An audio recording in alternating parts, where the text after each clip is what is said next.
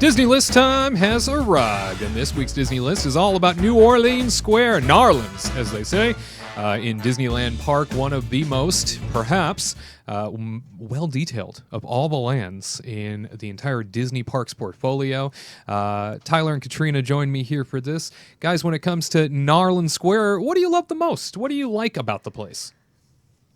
I like you kind of just said it. Like, it's just unique. Yeah. Compared to like all the other Disney parks. Like, you walk in and you're just like, where am I? And like, it just seems so lively because they have like the pirate guys that are like singing and stuff, and then you have like the jazz music over. I guess, is it a jazz band? It's like a jazz. I guess that's like the music theme, and that's and so everything just seems so alive over there. And then you see like the boats like moving. So I think just it's like where it is in the corner. It just seems like the most like alive, unique place compared to like Main Street. You know, Main Street's really alive, but I don't know. There's something like interesting and unique, and then plus the smells of like the gumbo and stuff are delicious. So that's for sure. It makes it even better. Get that gumbo. Yeah, it definitely has the most. If you think about it, it has the most kind of water real estate of any of the lands at Disneyland, and I really do think that adds to it. Of course, when they like brought Fantasmic into the park and everything, they kind of beautified that whole front area a little bit. But really, to me, it is, like you were saying, the details that really kind of make it stand out more than a lot of the other places in the park too, to me, including like the Louisiana flag is like flying up there on top of one of the spires. And if you look really carefully when you're standing at certain angles, there's actually ship masts on top of, well, I don't know. There's ship masts off in the distance. Yeah, watch your mouth. Yeah, I don't want to say anything to break the magic. Yeah, I'm saying ship. Yeah, right. Yeah, definitely. I'm saying ship. Yeah, and so yeah, I think those little details are really cool. I love Blue Bayou. I think Blue Bayou is a really cool place to be. I'm not going to say that everything you can order on the menu there is delicious or worth all the money, but there are a few things on the menu that are fantastic. Unique. And exactly, it's about the unique experience. It's about feeling like you're actually maybe in some, southern plantation, with boats going by at night, and you have the the Pirates of the Caribbean with the fireflies and everything. It's just like the banjo slowly just playing in the back. I think it's actually, if you think about it, I think it's actually the most relaxing place in Disneyland, possibly.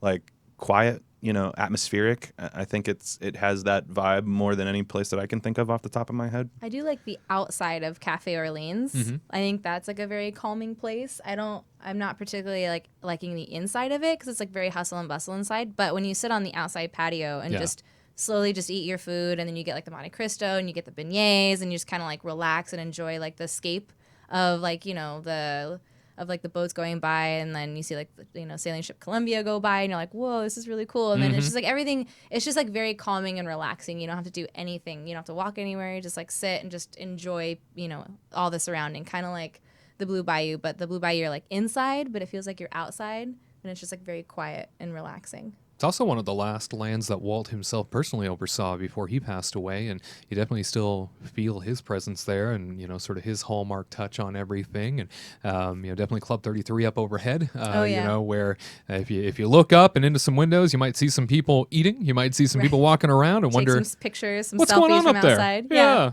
It's like, how do you get up there? A very exclusive Club 33. Producer Kurt, when it comes to your love of all things Narlands Square, what comes to mind? For me, it's the food. Yeah. I like the food in that area. Like you were talking about earlier, the gumbo. It's what, Royal Street Veranda or something? They have those gumbo bread bowls, and I like to get those a lot. Those are really good. Anything where you can eat the bowl that you're holding the bread is always a plus for me. Yeah, absolutely. So I mean, a lot of the food, I think they have a fried chicken over there as well in one of the shops, and you can get some like nice macaroni and cheese, and I'm not a macaroni and cheese person, so anytime you can get me. No, I'm sorry. Interesting. Wow. Did I didn't know that those people existed. Well, so growing up, I ate it every day. So okay, all it's right. kind of like true. You know what? I actually know that. Somebody else that has the same vibe you do. Okay, yeah, got it. So when you can perfect macaroni and cheese well enough where I will eat it, then you did a good job. Yeah. So yeah. So claps. Yeah, exactly. I can find some claps. Here you go. Yes. Oh, thank you for that.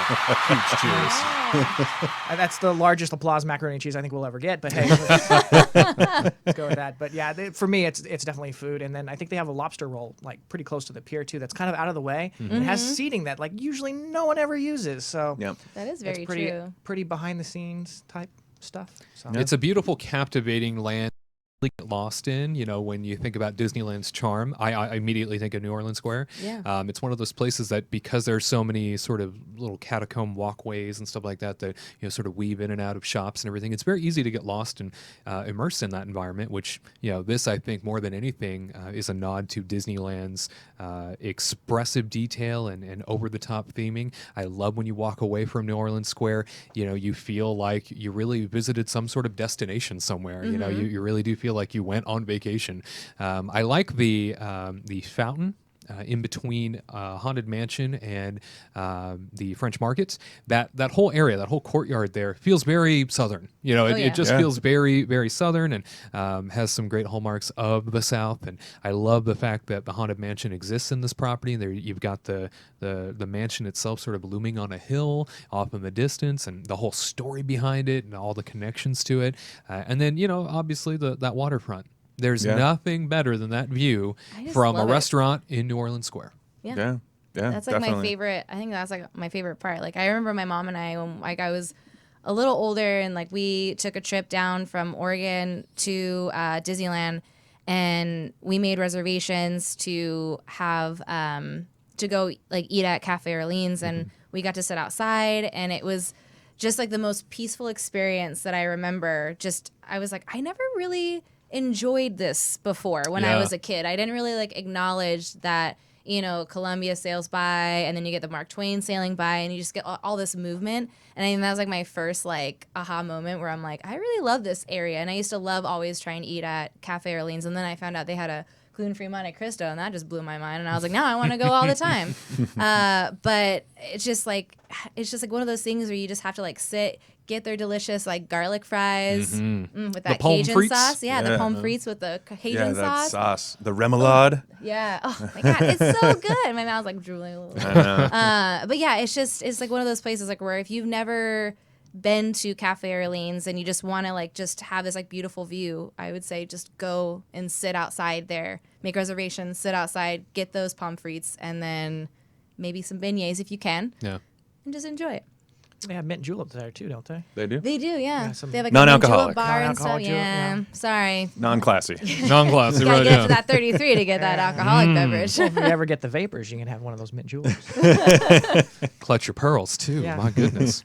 Those are just some of the things that we love the most about New Orleans Square at Disneyland, perhaps one of the greatest detailed lands in all of the Disney Parks portfolio. Stick around. To all who come to this happy place, welcome.